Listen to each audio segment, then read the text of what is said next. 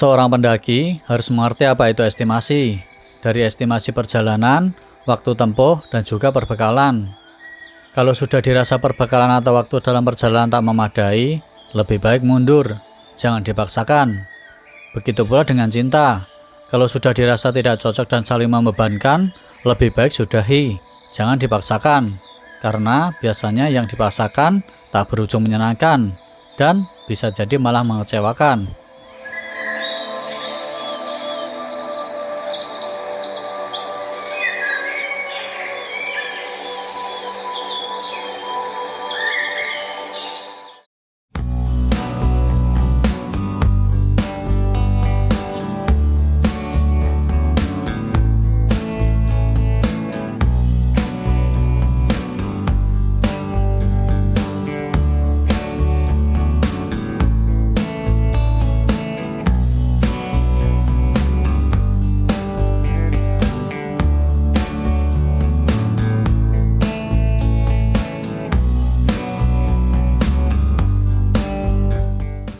Oke, mari kita lanjutkan perjalanan hari ini. Setelah selesai menapaki puncak Tateyama, saya langsung mengajak teman-teman yang lainnya untuk segera berberes dan melanjutkan perjalanan.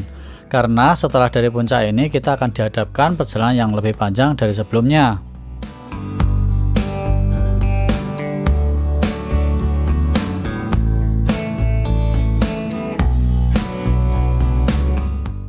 Saya sendiri sudah pernah melewati jalur memutar ini. Maka dari itu, saya agak begitu cerewet dalam namanya bersantai-santai, dalam mengambil QG ataupun dalam mengambil gambar.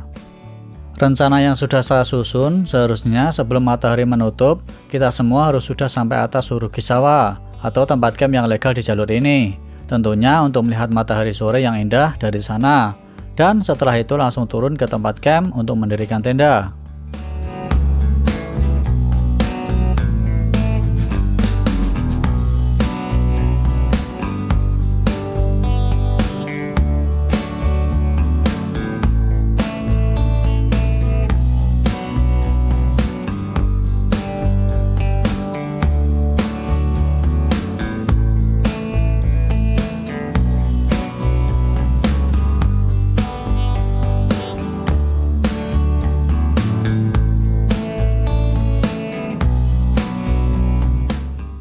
Tateyama ini memberikan cerita tersendiri untuk saya, karena saya sudah pernah 3 kali datang ke tempat ini, di musim yang berbeda dan juga kawan jalan yang berbeda. Disinilah pendakian pertama kali saya di Tanah Rantau ini, tepatnya musim panas tahun lalu. Saya sudah sedikit hafal tempat ini, walaupun masih sering salah dalam mengatur waktu tempuh perjalanan.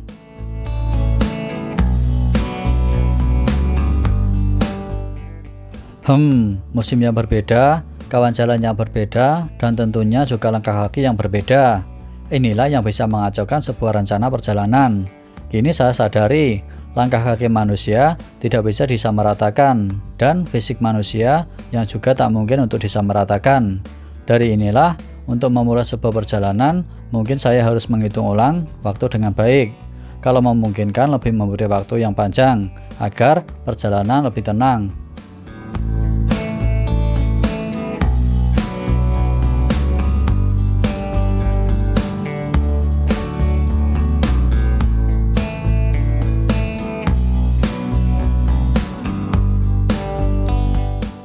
Pada perjalanan kali ini, Tateyama memberikan cerita yang lebih menarik dari biasanya. Selain tentang indahnya warna daun, saya juga kagum dengan kawan jalan kali ini. Selain perlengkapannya yang lengkap, fisik mereka cenderung kuat, sekuat angin lebat yang mengiringi perjalanan kali ini. Iya, Tateyama sore ini nampak cantik dan eksotik. Tak berlebihan rasanya jika ini sore terbaik di bulan ini. Tateyama memang istimewa. Saya selalu datang di waktu yang tepat, walau kini angin begitu kuat. Di awal bulan 10 ini, keputusan yang tepat untuk menikmati ketinggian di tempat ini. Belum begitu dingin dan cantik, seperti dirimu yang kini dipelukan orang lain. Wadidaw.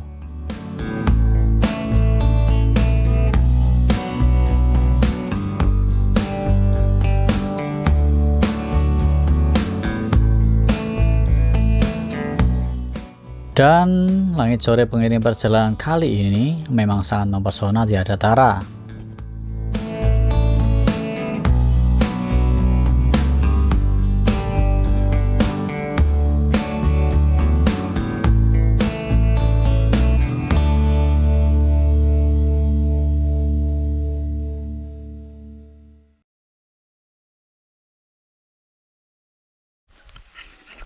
Gimana ntar ini dua deh. Ini selamat pagi, selamat malam. Ini mau trekking ke Surugi Sunrise. Semoga dapat yang enak-enak. Walaupun kayaknya agak kabut ini atas.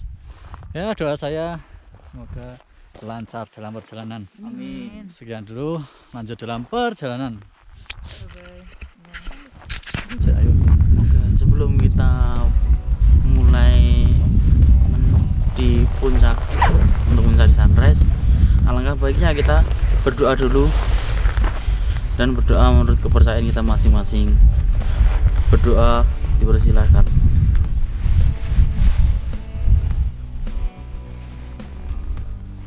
Berdoa cukup.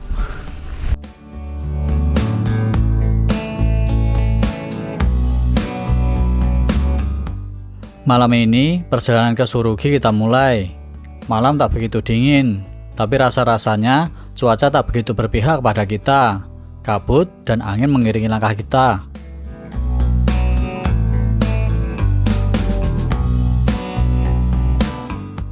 Gunung Surugi ini sebenarnya bukan untuk pendaki pemula seperti mereka.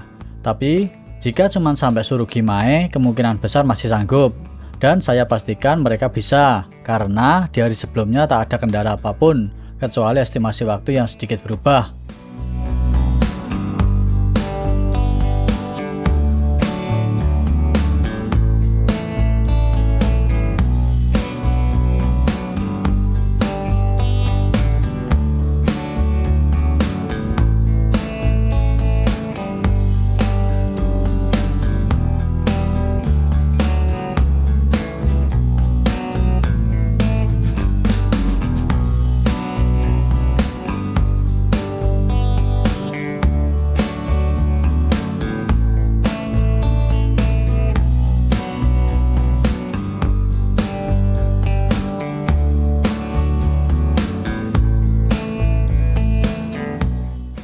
Jika langit cerah, di tempat ini sebenarnya bisa menikmati pagi dengan indah. Tapi pada kesempatan pagi ini, kita cuma bisa menikmati tebalnya kabut. Sebenarnya dari tempat ini sampai puncak, itu cuma memakan waktu sekitar 1,5 jam berjalan santai. Dan karena berhubung cuaca yang kurang baik, mereka tak melanjutkan perjalanan. Sebenarnya, saya cuma sedikit khawatir jika mereka harus tetap melanjutkan perjalanan sampai puncak. Sebab setelah turun, rata-rata dari mereka harus langsung bekerja di esok harinya. Dan saya sendiri belum siap dan tak memberi kesempatan kepada mereka untuk sampai puncak. Karena dari tempat inilah seramnya trek Surugi baru akan dimulai.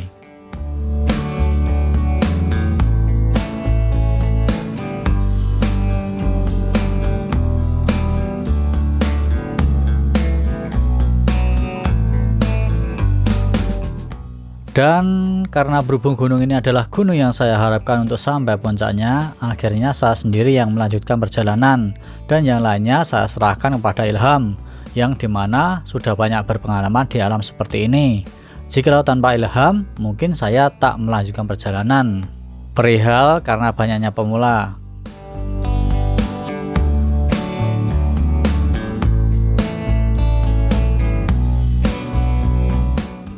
Lalu, mulai dari sinilah mata harus tetap jeli menatap, tangan harus kuat menggenggam, kaki jangan sampai salah menapak, dan hati harus terus mengingat Sang Pencipta, serta tak lupa berdoa yang harus tetap terjaga. Menapaki puncak ini, rasa-rasanya sangat dekat dengan Sang Pencipta, karena salah dalam perkiraan kita bisa wassalam. Dan setelah ini video akan terasa panjang, tetap santai dan nikmati saja, karena setelah ini hanya sedikit narasi. Dan agar tetap terjaga konsentrasinya, silahkan siapkan kopi. Dan mari cus lagi.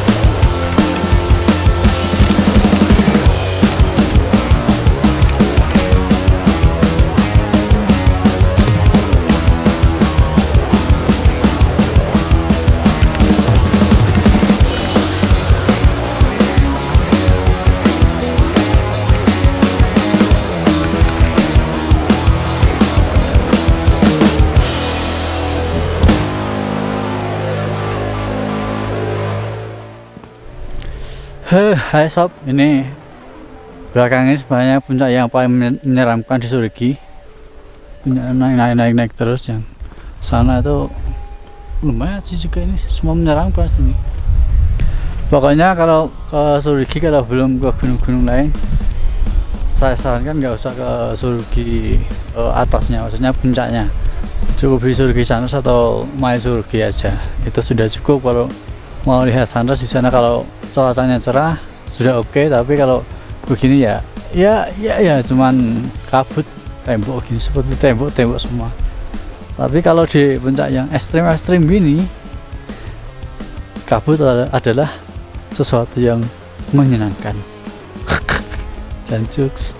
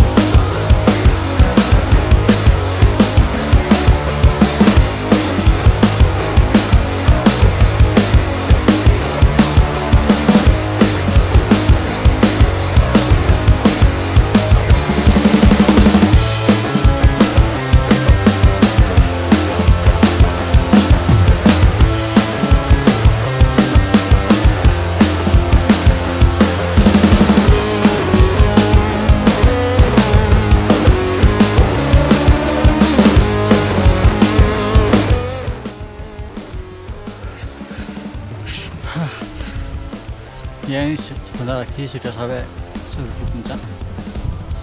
Tapi kabutnya ya seperti ini jalannya. Masih satu naikkan ke sana dan ke sana lagi. Itu baru puncak. Pipis sebentar, habis itu gas lagi.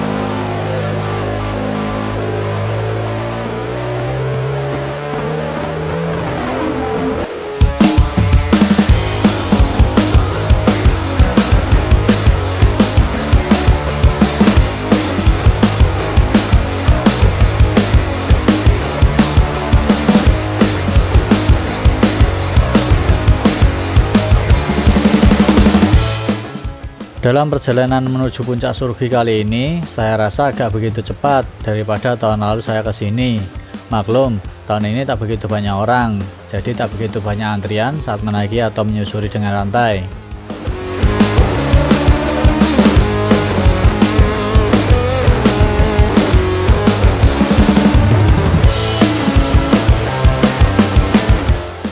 Kurang dari jam 7 saya pun sudah sampai atas puncak Surgi, dan menapaki puncak kali ini ada kesan yang berbeda dari tahun yang lalu. Kabut dan tebing sekaligus jurang saat menambah seramnya jalur ini, dan ditambah licinnya trek membuat perasaan tak karuan. Tapi untuk pendakian kali ini tetap spesial bagi saya.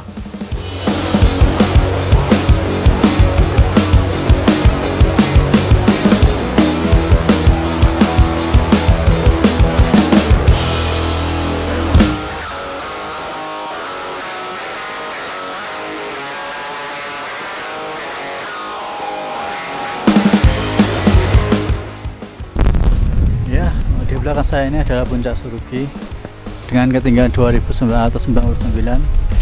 Oh banget, kurang 1 meter udah dekat.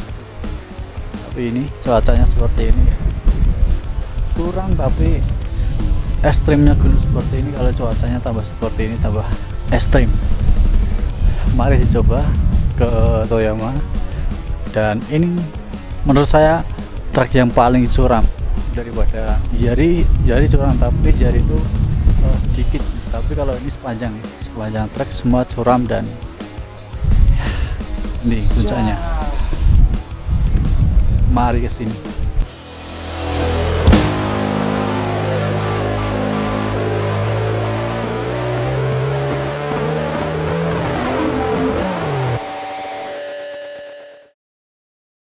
Kata orang, perjuangan tak mengkhianati hasil. Saya rasa itu benar adanya. Dengan saya di atas puncak ini, ada banyak sekali rintangan yang harus saya jalani. Dinginnya pagi ditemani angin yang terbilang kencang sudah menciutkan tekad kita. Apalagi trek yang kita jalani sepanjang jalur ini. Jurang, licinnya batu, dan sempitnya jalur sangat menggembleng mental kita. Kita bisa saja tak melanjutkan perjalanan dan memilih untuk kembali tidur. Tapi itu sama saja kita sudah membangun sebuah usaha, ada sedikit rintangan, kita mengalah dan memilih menutup sebuah usaha tersebut. Ingatlah teman, masalah harus kita hadapi. Percayalah, semua sudah ada jalan penyelesaiannya. Tetap jalani, jangan pantang menyerah, dan yakin pasti semua akan berhasil. Ingatlah filosofi pendakian ini dan terapkan dalam kehidupanmu.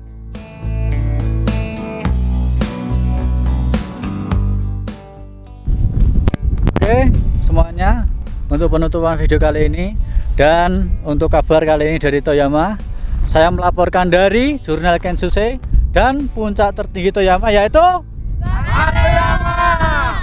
Dan juga ditutup dengan puncak tersuram yaitu Surgi.